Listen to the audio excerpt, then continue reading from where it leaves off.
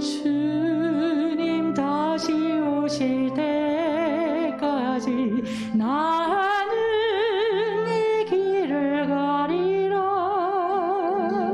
좁은 몸 좁은 길 나의 십자가 지고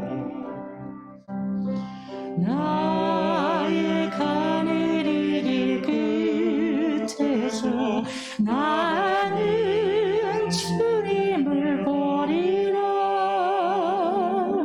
영광의 내 주님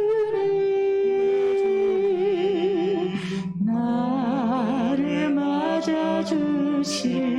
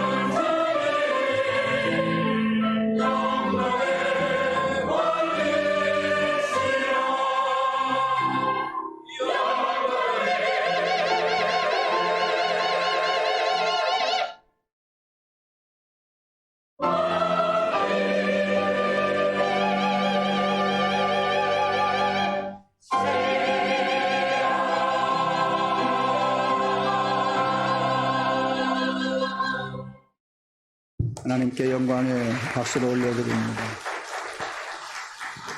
은혜로운 찬양 참으로 감사합니다. 오늘도 하나님께서 저와 여러분에게 또 세미한 음성 간절히 기다립시다 들려주실 줄로 믿습니다.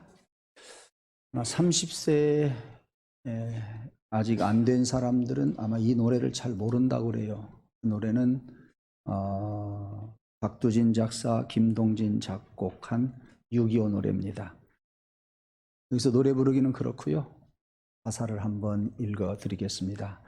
6.25 노래입니다. 아 이즈리야 어찌 우리 이 날을 조국의 원수들이 짓밟아 오던 날을 벤 주먹 붉은 피로 원수를 막아내어 발을 굴러 땅을 치며 의분했던 날을 이제야 갚으리 그날의 원수를 쫓기는 적의 불이 쫓고 또 쫓아 원수의 하나까지 쳐서 무찔러 이제야 빛내리 이 나라 이 결에. 2절 첫 소절도 1절 첫 소절과 똑같이 아 이즈리야 어찌 우리 이 날을. 3절 첫 소절도 1절 첫 소절과 똑같습니다. 6.25 제71주년을 맞이해서 뼈저리게 우리 선배들이, 우리 조상들이 경험했던 그 비극을 절대 잊지 말자고 하는 이야기입니다.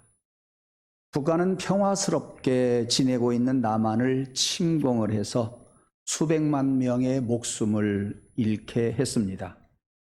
역사적으로 볼 때 사탄의 역사는 예배할 때, 주일날, 성령의 일을 할 때, 성령이 역사할 때, 그때 사탄이 꼭 틈타는 것을 볼 수가 있었어요.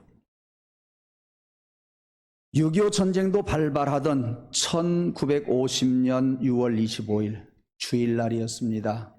새벽 4시에 남쪽으로 공격해 왔지요. 당시 38선을 지키고 있던 부대가 13개 부대 28,000명밖에 되지 않았다고 합니다. 그러니까 6월 24일은 토요일이었고요. 장마철이었고 그리고 농번기였습니다. 그래서 대부분 부대에서는 24일 날 집에 가서 농사일을 도와주라고 많은 군인들에게 외박을 내보내주고 휴가를 보냈다고 합니다. 육군 본부에 있던 장교들, 지휘관들도 소속 부대를 많이 떠나 있을 때 그야말로 한국군은 완전히 무방비 상태였는데 북에서 그렇게 침공해 왔습니다. 그 인민군은 소련제 탱크 150대를 동원했고 그 탱크 안에 85mm 대포와 기관포가 장치되어 있었다고 합니다. 그런가 하면 미국 군사 고문단장이었던 윌리엄 로버트라고 하는 사람은 한국은 산악지대가 많기 때문에 탱크가 필요 없다 해서 탱크를 지원하지 않았었고요. 또 미군은 한국군이 다시 북으로 침공할 가능성이 있으니까 많은 무기를, 그 중장비들을 철수해버리자 해서 많이 철수가 되었던 상황이었습니다. 그야말로 분열식 때 사용할 수 있는 전시용 장갑차 몇 대가 우리 남한에서의 무기였습니다. 졸지에 공격을 받은 우리 대한민국은 그대로 계속 후퇴를 할 수밖에 없었고 삽시간에 서울이 점령됩니다. 주일 낮에 야크 비행기가 경무대, 오늘날 청와대죠. 청와대를 주변을 폭격을 하고 대통령에게 기습을 가하게 되자 대통령이 피난을 갔습니다. 여러분, 대통령이 청와대를 떠나서 피난을 갔다고 하는 것은 큰 일이 아닐 수가 없지요. 대한민국은 졸지에 이 지구상에서 없어질 뻔했던 순간이었습니다. 그러나 주일날 하나님 앞에 예배하던 우리 성도들, 그리고 기도하던 우리 성도들의 간절한 소원을 하나님께서 들으셨던 것 같습니다. 기적이 일어났다. 무슨 기적이냐? 그 당시에 유엔 안전보장이사회 회의가 열리고 있었고, 안전보장이사회 회의가 없었더라고 한다면 우리 대한민국은 지구상에서 사라집니다. 또 기적이 뭐냐? 안전보장이사회의 가입국 중에 하나가 소련인데, 소련이 반대를 하면 유엔군을 파견할 수가 없습니다. 만장일치라야 유엔군을 파견할 수가 있었는데, 기적이라고 하는 것이 무엇이냐 하면 그 안전보장이사회에 소련 대표가 참석을 안 했다는 거예요.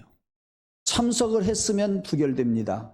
유엔군들이 우리를 돕지를 않습니다. 대한민국은 지구상에서 영원히 사라질 수밖에 없는 상황이었습니다. 그런 기적의 연속으로 말미암아 대한민국은 다시 인천 상륙 작전을 통해서 남한을 차지하게 되었고 휴전선이 만들어졌으며 오늘 대한민국은 제3한강의 기적을 보는, 그래서 경제적인 발전을 일으킨 우리 무강한 나라가 되었다 하는 말씀입니다.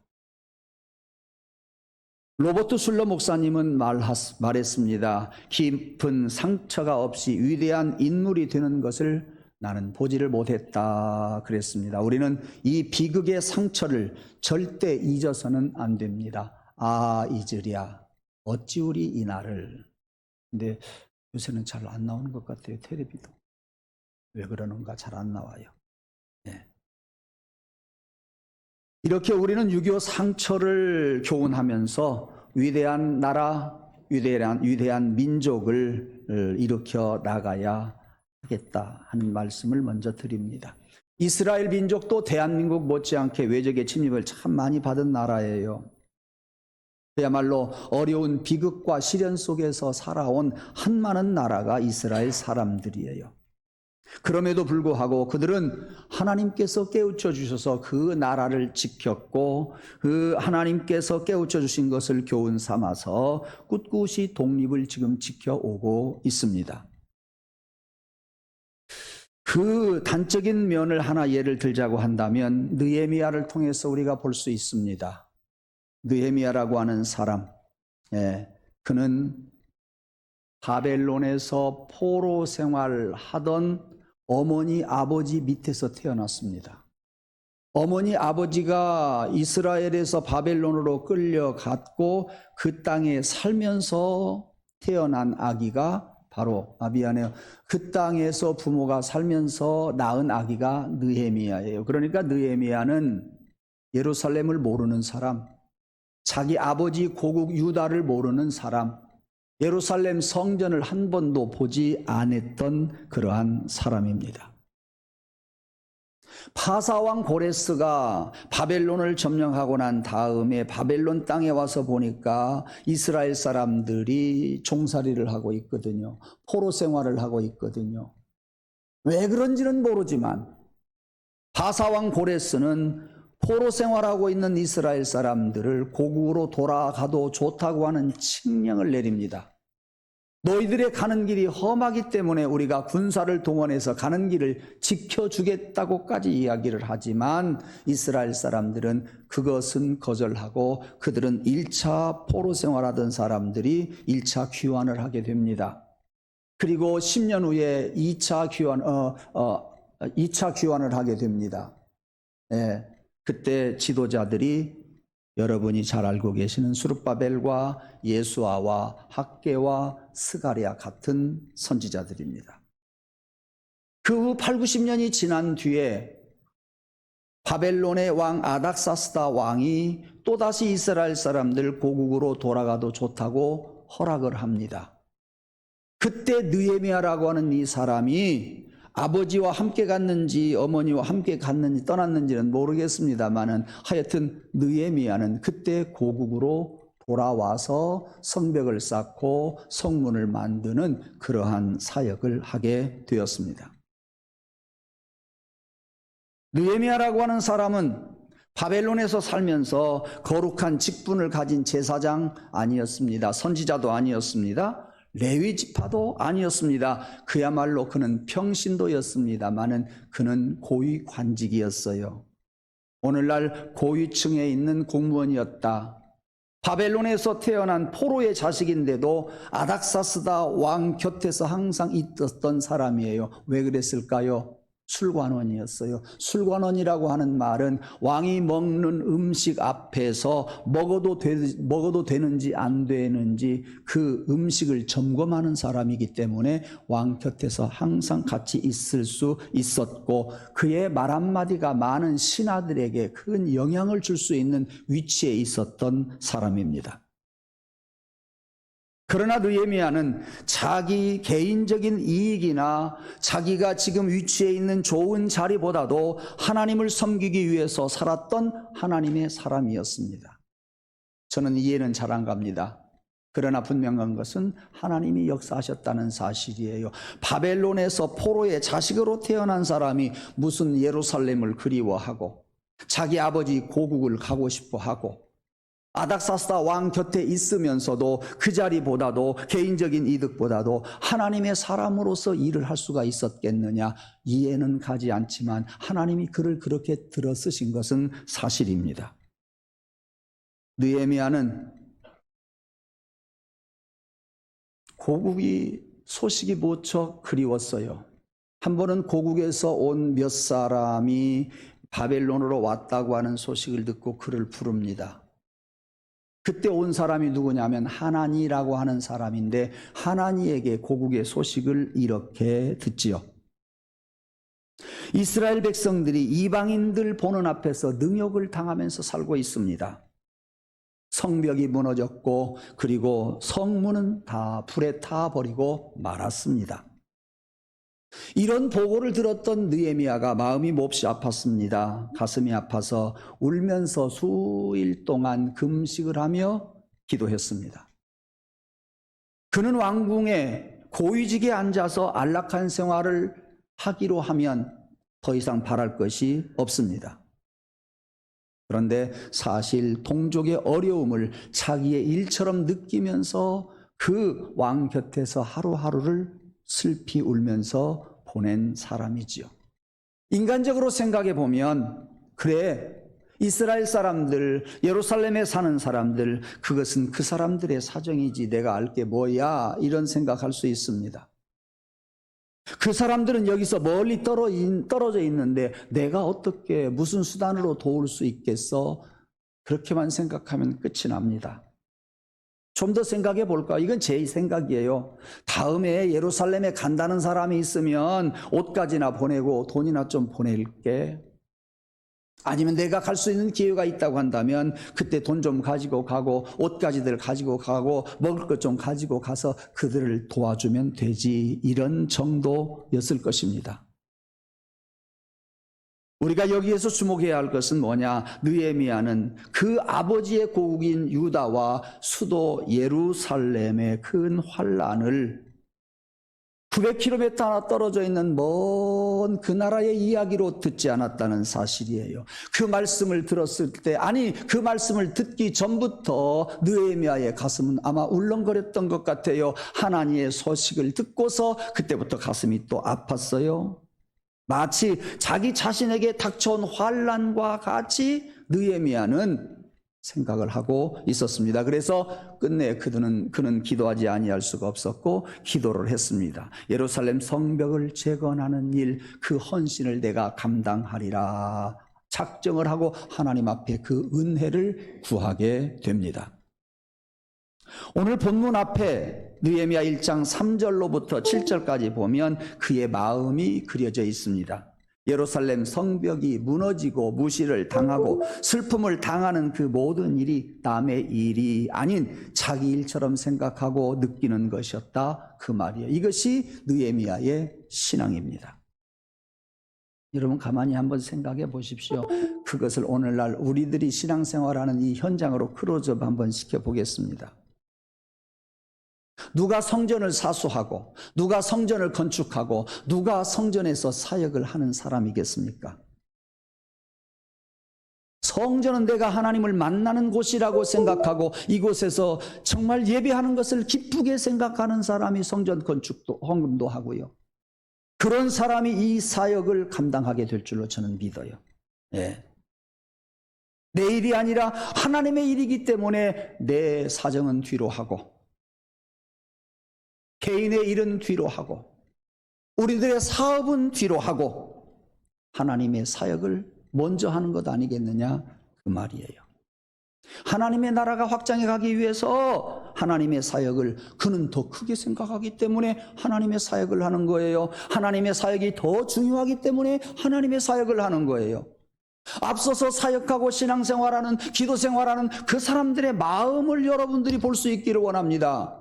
그 사람들의 마음은 하나님의 사역이 너무도 중요한 거예요. 너무도 큰 거예요. 그것이 가치가 있는 거예요. 그래서 새벽에 찾아오는 거예요. 그래서 기도하는 거예요. 그래서 눈물로 기도하고 그래서 많은 사람들을 위해서 중보기도 하는 것 아니겠느냐, 그 말씀이에요.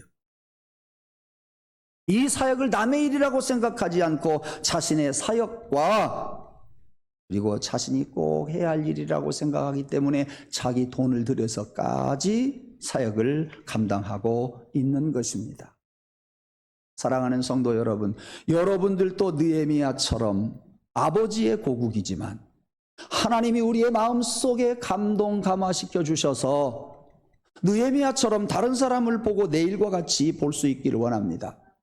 다른 사람의 눈물을 바라보면서 그것이 나의 눈물로 느껴지기를 간절히 소원합니다.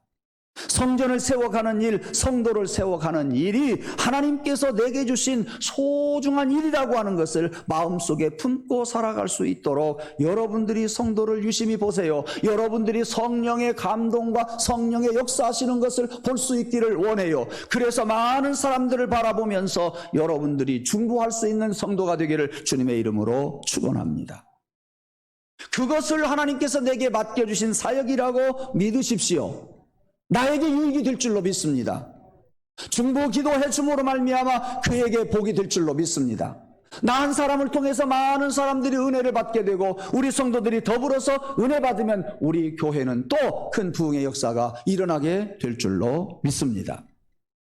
느헤미야는 그런 마음가짐으로 이스라엘의 아픔과 환난을 대했기 때문에 몇 날 며칠 슬퍼하면서 금식 기도를 할 수가 있었습니다. 우리 성도들도 마찬가지예요. 우리 민족을 위해서 울면서 기도할 수 있는 여러분 되기를 원합니다. 대한민국의 형편을 바라보면서 영적으로 바라보면서 여러분들이 대한민국을 위해서 울 수 있는 자가 되기를 원합니다. 대한민국을 불쌍히 여기는 마음으로 여러분들이 바라볼 때 여러분의 시각이 하나님께서 주시는 시각이 있어서 대한민국을 직시할 수 있을 겁니다. 대한민국의 영적인 형편을 제대로 바라볼 수가 있을 겁니다. 대한민국의 영적인 형편을 바라보면 여러분들은 눈물 흘리면서 기도할 수가 있을 겁니다. 이 눈물이 있어야 대한민국이 살아요. 이 눈물이 있어야 한국교회가 살아요. 이 눈물이 많이 있어야 주님의 교회가 다시 회복이 될 것입니다. 사랑하는 성도 여러분, 내 구역을 위해서 울 수 있는 자 되기를 원합니다. 나의 속해 있는 자치기관을 여러분들이 바라보면서 여러분의 가슴이 뭉클해지기를 원합니다. 좋은 것을 바라볼 때 하나님 앞에 박수치면서 찬송할 수 있는 마음이 있기를 원하고, 어려운 형편을 바라보고 은혜 없지 못한 모습을 바라보면서 여러분의 가슴이 뭉클거리기를 간절히 원합니다. 여러분의 가정을 바라보면서 성령의 역사와 악령의 역사를 볼 수 있기를 원하고, 육으로 흘러가는 가정인지 영으로 흘러가는 가정인지 그것을 바라보면서 빨리 영의 자리로 돌아오는 가정과 가족들이 되기를 간절히 원합니다. 바로 느헤미야는 그런 시각이 있었다 그 말이에요.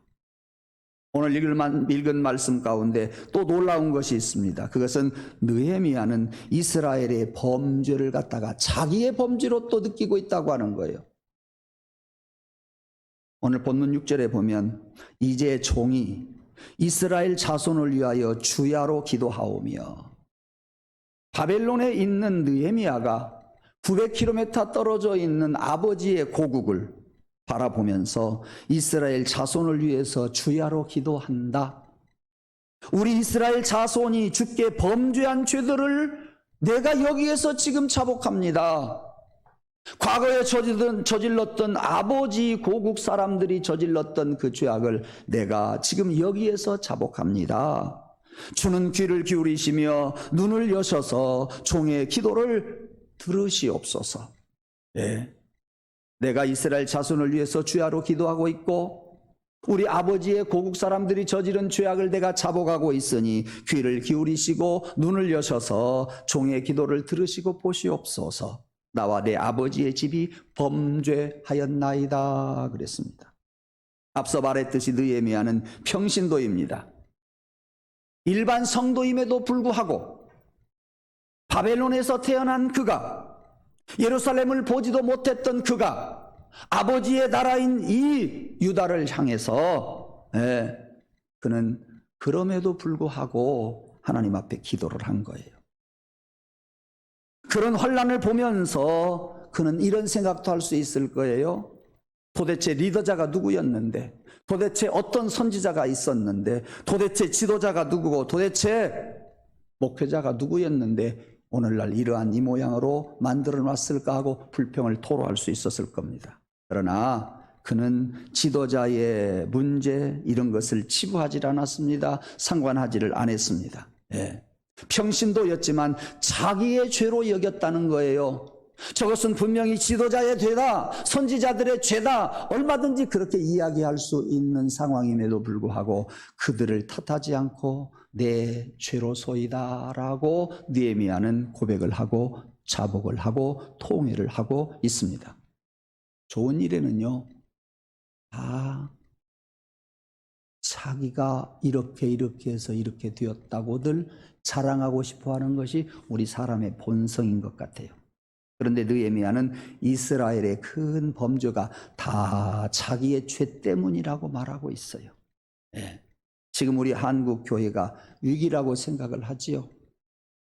코로나가 오기 전부터도 위기가 왔다고 생각을 하고 있었습니다. 한국 교회가 생명력을 잃어가고 있다고들 이야기를 했습니다. 그런데 코로나가 와가지고 그 교회가, 한국 교회가 받은 타격은 너무도 큽니다. 개척교회가 문을 닫고 젊은이들이 교회를 떠납니다. 세상은 교회를 향해서 좋지 않는 손가락질을 가하고 있어요. 예. 교회가 세상을 과거에는 염려했는데 지금은 세상이 교회를 염려한다고 이야기들을 하고 있습니다. 그것을 저는 꼭 그렇게만은 보지 않습니다만 하여튼 예년 같지만은 못하다 하는 것은 사실일 겁니다. 전에는 대학교만 가면 대학생들이 교회를 떠나는 경우가 많았어요. 지금은 중학교만 들어가면 교회를 떠난다고 하는 것 부인할 수가 없습니다. 예. 지금 우리는 누구를 탓해야 합니까? 어른들을 탓해야 할까요? 목회자를 탓해야 할까요? 대통령을 탓해야 할까요? 어떤 리더자를 탓해야 할까요? 느헤미야는 자기의 죄 때문이라고 말하고 있어요. 어떤 사람 탓하지 않는다. 그는 그렇게 고백을 하고 있습니다. 우리에게도 이런 고백이 있기를 원합니다. 너하고 나하고 시시비비를 가리려고 하지 말고 하나님 나의 죄입니다 라고 고백할 수 있기를 원합니다. 예, 나로 인해서 우리 가정이 이렇게 위기가 왔습니다. 나로 인해서 우리 교회가 이런 위기가 왔고 나로 인해서 대한민국에 이러한 위기가 왔습니다. 나로 인해서 우리 구역이 이런 위기가 왔고 나로 인해서 자치기관이 이런 위기가 왔습니다. 나로 인해서 성가대가 이런 위기가 왔고 나로 인해서 우리 교육부가 이런 위기가 왔습니다 라고 고백할 수 있는 우리 모두가 되기를 간절히 원합니다. 이런 고백이 있다고 한다면 우리 가정은 사는 거예요. 이런 고백을 한다고 한다면 우리 교회는 사는 거예요. 이런 고백이 있다고 한다면 한국 교회가 살고 대한민국이 살아나는 거예요. 사랑하는 성도 여러분, 내가 들어가서 직장에 사무실에 들어가서 전보다 잘 되기를 원합니다. 내가 자치기관에 들어가서 우리 자치기관이 더 잘 되기를 원하고 우리 구역에 내가 있어서 더 잘 되는 구역이 되기를 원합니다. 그렇지 않고 내가 우리 교회 갔더니 교회가 흔들리더라 이래서는 안 된단 말이에요. 내가 당회에 들어갔더니 당회가 흔들리더라 이건 안 된다 그 말이에요. 예, 내가 어디를 가든지 나 때문에 나의 위기를 느끼고 내가 내 죄로소이다 라고 기도하는 가운데에 내가 소속되어 있는 곳곳이 전부 잘 되어야 합니다. 예부터 며느리 한 사람이 잘 들어와야 그 가문이 잘 된다는 이야기가 있듯 여러분이 어디를 가든지 여러분 소속되어 있는 그 기관이나 단체가 그리고 가정과 교회가 잘 되기를 간절히 소원합니다. 예. 느헤미야는 자기의 죄를 이처럼 깨닫고 이제 민족을 위해서 자기 자신을 드리는 헌신이 일어나게 됩니다. 이제 예루살렘 성벽이 재건되었듯이 우리 한국 교회가 일어나고 가정이 살아나기를 간절히 원합니다. 나 한 사람이 무슨 얼마나 큰 일을 할 수 있겠느냐고 여러분들은 그런 생각을 하실는지 모르겠습니다. 그런 사람은 느헤미야를 기억하십시오.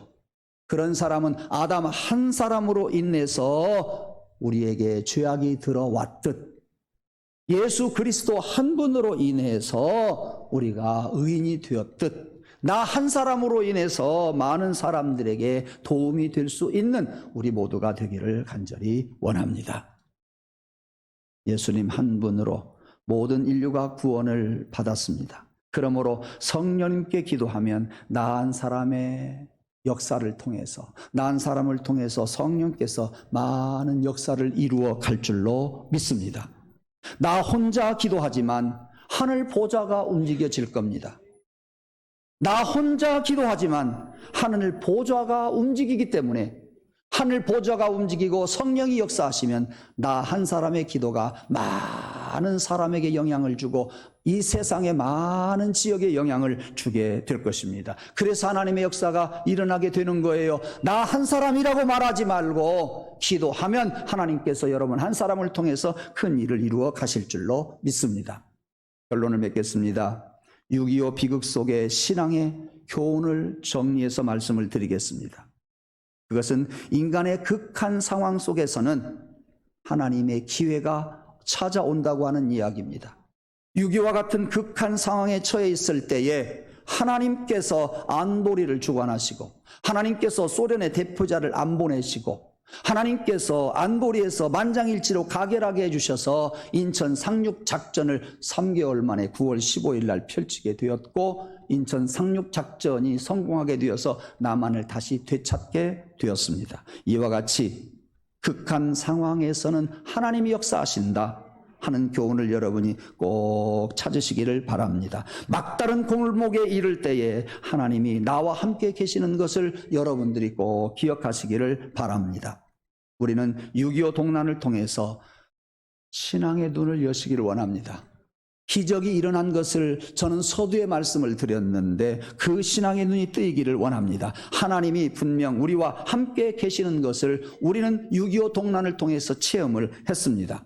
낙동강까지 공산당이 내려왔을 때에 순식간에 부산까지 침공을 당했고 대한민국은 없어질 뻔했었습니다. 그때 부산과 대구를 비롯해서 남한에 있는 모든 기독교인들이 하나님 앞에 기도했습니다. 하나님이여 이 백성을 살려 주옵소서. 하나님이여 회개하오니 용서해 주옵소서. 하나님이여 우상 숭배했던 것, 도덕적으로 타락한 생활했던 것 다 용서해 주옵소서. 통의의 눈물을 흘릴 때 하나님은 이 백성을 긍휼히 여겨 주셨습니다. 그때는 한창 장마 때였다 그랬습니다. 낙동강 다시 건너서 우리 땅을 되찾게 해 주셨습니다. 기도로서 우리는 체험을 했습니다. 내가 산 것은 내 노력의 결과가 아니라 하나님의 은혜인 줄로 믿습니다. 그래서 저는 말씀을 드립니다. 시작하면서 6.25 노래 1절 가사를 여러분에게 불려드렸습니다. 아하 이절이야 어찌 우리 이 날을. 우리는 그 비극을 잊지 말자고 가사 노래가 되어 있습니다. 그 참사를 잊어서는 안 된다고, 교훈 삼아야 된다고 우리는 6.25 노래 첫 소절을 우리는 생각해 보았습니다. 저는 6.25 노래 가사말 속에